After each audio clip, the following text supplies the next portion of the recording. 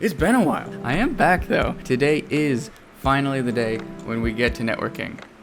Kinda. I've been researching network solutions for a long time, and in order to do this peer-to-peer sort of networking solution cheaply, but more importantly securely, I needed to solve a couple of problems. I have decided to go with Steamworks and the Steam Relay to organize games and connect everyone together. So this video is going to be about the lobby system, the lobby browser, and building all of that sort of framework stuff. It's not going to be about the actual netcode because that kind of doesn't exist yet. The next couple 5 or so videos are also going to be about this sort of networking concept as I build in the netcode and build multiplayer into the game. So if pure netcode is something that you're looking for, get subscribed. That's coming up, but it's not going to be in this video. Otherwise, let's get going. Also, I have to drive down to San Diego tomorrow, so this video is going to be a little less edited than it usually is. I apologize for that. I also apologize for having to go to San Diego. I wish that upon nobody. Kidding. I'm kidding. I'm really not.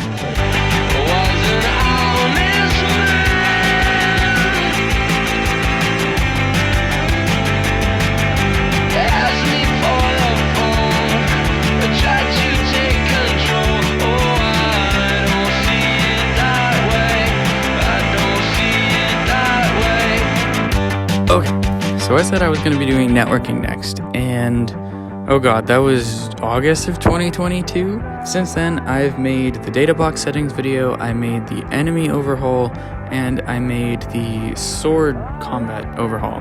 I also promised that I was going to make videos on each of the individual 4 swords, the G-type, E-type, K-type, and SNS type. And then after I made them, I realized that those videos were going to kind of be boring. So I just didn't put them out. In case you want it, really quick 3-second fan edit of the swords.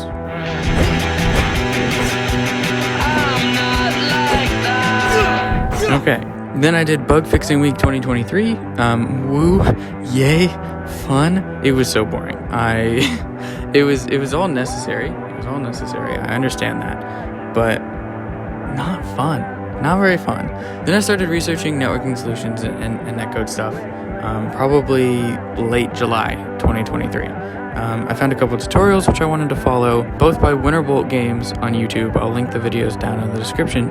One was on the Fishnet basics, and the other was on how to make a multiplayer FPS in Fishnet, which I was just going to leave out some of the FPS stuff. And that night I started watching the basics video. I cracked a claw, and I started taking notes on it. I got about 1/6 of the way into it, and I realized that all of the information in that video, though important, was assuming that the connections were on the same computer. So the clients and the server were all on the same computer. Fuck.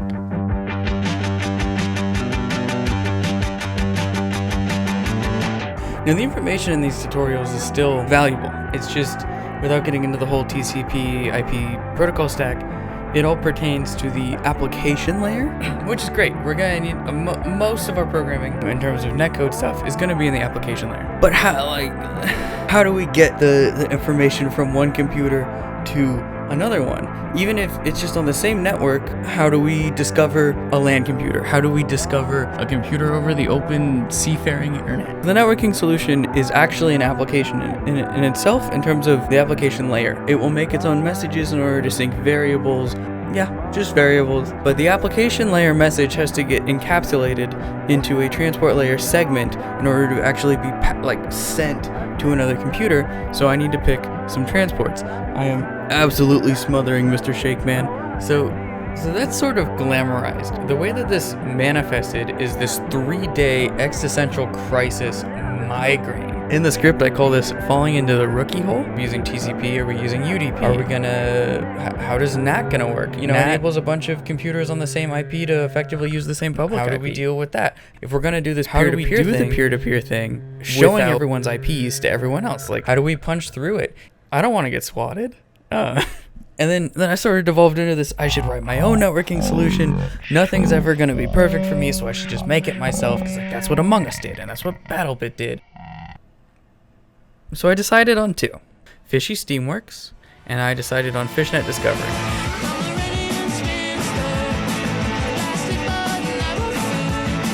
So LAN is something that I wanted just because I never experienced the Halo 1 days, but it seemed like a really good time. Just to have a bunch of people over, connect a couple of Xboxes together, and then you shit talk from the other room. That seems very nice. Everyone that's in your house probably knows more personal information than they're gonna gain if they know your IP address, so relatively low stakes. Please don't swat your family members. Fishysteamworks and Steamworks as a whole came to fruition because I decided that this game is going to be a PC game first. It's going to be a Steam game first. And if I end up DJ Khaled suffering from success, then I will go through the labor of porting it to Xbox and PlayStation and Switch 2, whatever the next one is, because this isn't going to be out for like 2 years.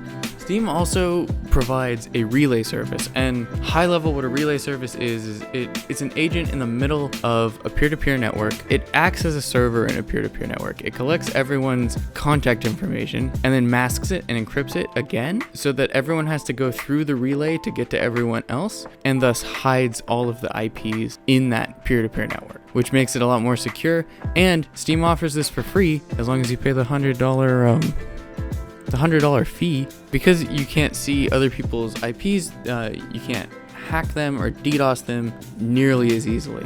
I downloaded the assets for these 2 transports, I imported Steamworks into the project, and I set up the Steam ID, which is 480 for Space Wars. So if you ever look at my profile and you see that I'm playing Space Wars, just know that's not a real game. That's me being a Dumbo head trying to learn how to code. If you want to see how long I've spent trying to figure things out and develop, just check my Space Wars hours. It will go up if I have the Unity editor open and I click that fancy little play button. I'll be implementing LAN lobbies later. This video is entirely going to be on Steamworks. So now let's get to actually doing the work. So I threw together this UI, as well as a panel to actually create games. Then I rigged up the controller support for it, and I wrote a quick function that just generates random lobby information so I can actually get the list to populate and to be able to sort of generate the controller navigation on its own. I then realized that I had to update some of those UI structures that I made a year and a half ago. So the value select was originally just something that could select between a range of floats, and now it can select between a list of any type as long as everything in that list is the same type. Okay, my power went out. I wrote a function that pulls lobby data for a given Steam ID, and now I use that lobby data to populate the browser.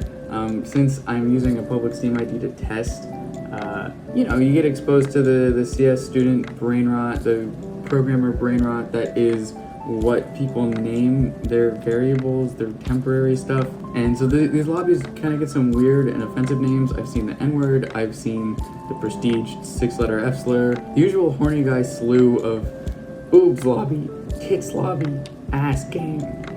They're dumb. I can't control the results coming back yet and filter all that out, though that is coming.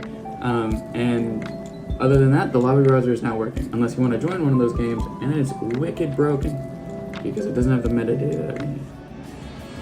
Anyway. Threw together a lobby screen. I got my old Razer laptop. Just been hosting a Steam lobby for, I think, 3 days until the power went out just now, and then I just got it back up. You can join it, and it works.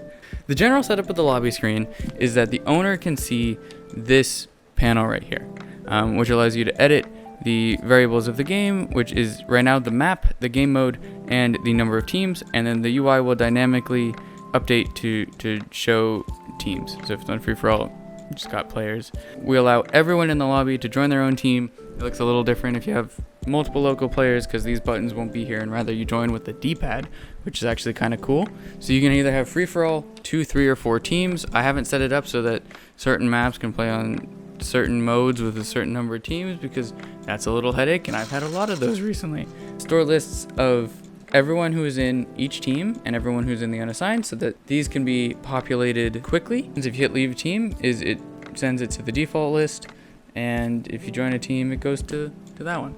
I had a one-day headache when I realized that, I spent an entire devlog making this split screen supported, and this sort of setup only really works if you have 1 player, because if you have 3 players and you navigate to join team, who joins the team? So it's set up, and I'll have B-roll footage of this that you join with the D-pad. And there's a member metadata tag that stores all of the local players' teams.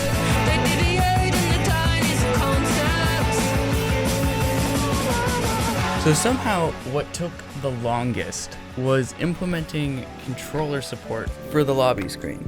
Since the UI updates dynamically and sort of on its own schedule, it's kind of hard to estimate, to speculatively predict what's going to happen. And so I needed to build the UI to be resilient to all of these changes. I had to interpret what would happen, like if you were highlighting a certain player on a certain team and then suddenly that team list doesn't exist anymore. And so you would lose the controller node. Suddenly the controller support would go into the void because you have no way of getting back onto that traversal network. So yeah, there's a lot of dynamic UI elements. So the team panels have a variable number of players. The joining and leaving buttons aren't necessary for multiple local players. It's variable whether they're there or not. What happens if the player moves teams while you're inspecting them? Where do you go back to? What happens if the number of teams changes and a whole team doesn't exist anymore? And so it took close to 3 days for me to build in a series of resiliency checks. Each time I thought I knew all of them, there would be a new edge case that would pop up and throw something into the loop. So take this as your friendly reminder that 1 week of work is actually always 3.